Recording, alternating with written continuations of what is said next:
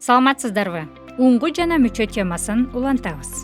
Уңгу сөзгө мүчөлөрдү улап, сүйлөм түзүүдө кыйналып жатсаңыз, анда үндөшүү кубулушун эстеп калыңыз.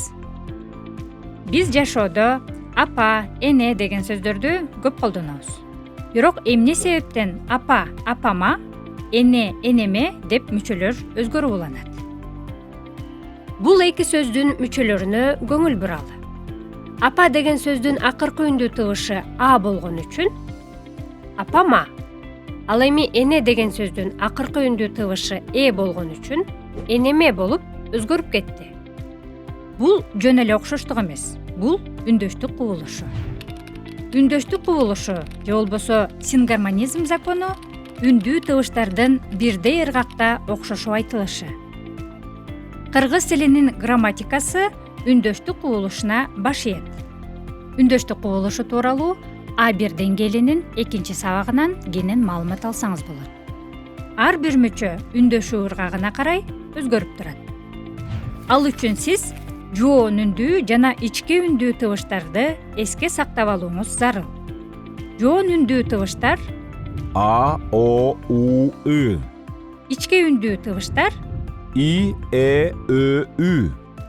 Эгерде уңгу сөздүн акыркы үндүү тыбышы жоон үндүү болсо, анда ага уланган мүчөлөр дагы жоон үндүү. Мисалы, сабактар. Ал эми уңгу сөздүн акыркы үндүү тыбышы ичке үндүү болсо, ага уланган мүчөлөр да ичке үндүү болот. Мисалы, эрежелер. Сиз билесизби, эмне үчүн көптүк маанини билдирген лар мүчөсү 12 вариантта өзгөрүп кетет? Демек, бул да үндөшүү кубулушу. Апа деген сөздө уңгу сөздүн акыркы тыбышы а болгон үчүн апалар. Тоо деген сөздүн акыркы тыбышы о болгондуктан тоолор. Эне деген сөздүн акыркы тыбышы болгондуктан энелер. Өлкө деген сөздүн акыркы тыбышы ö болгондуктан өлкөлөр болуп өзгөрүлүп жазылды. Мыйзам, токтом, чечим, сөз деген сөздөрдүн акыркы тыбышы жумшак үнсүз болгон үчүн мүчөдө жумшак үнсүз тыбыш менен башталып, акыркы үндүү тыбышка карай мыйзамдар, токтомдор, чечимдер, сөздөр деп мүчөлөр өзгөрүлүп жазылды. Кат, жомок, мамлекет, сөздүк деген сөздөрдүн акыркы тыбышы каткалаң үнсүз болгон үчүн мүчөдө каткалаң үнсүз тыбыш менен башталып, акыркы үндүү тыбышына карай каттар, жомоктор, мамлекеттер, сөздүктөр деп өзгөрүлүп жазылды. Келиңиздер, биргеликте мүчөлөрдү улайбыз. Кайда бара жатасыз?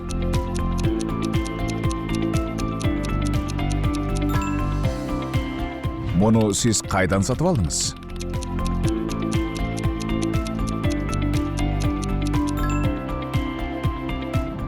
Айбеке, жолуктуңузбу?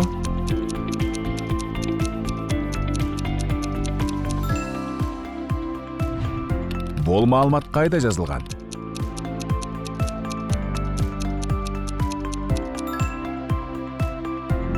Кайда эс алдың?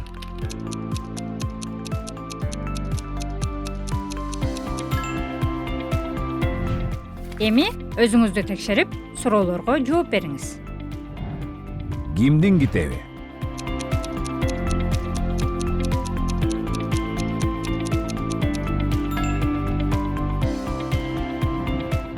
Кайдан келдиңиз?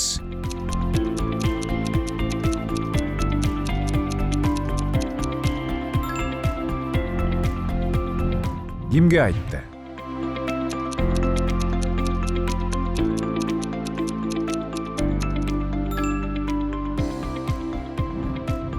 Эмнени көрдүң?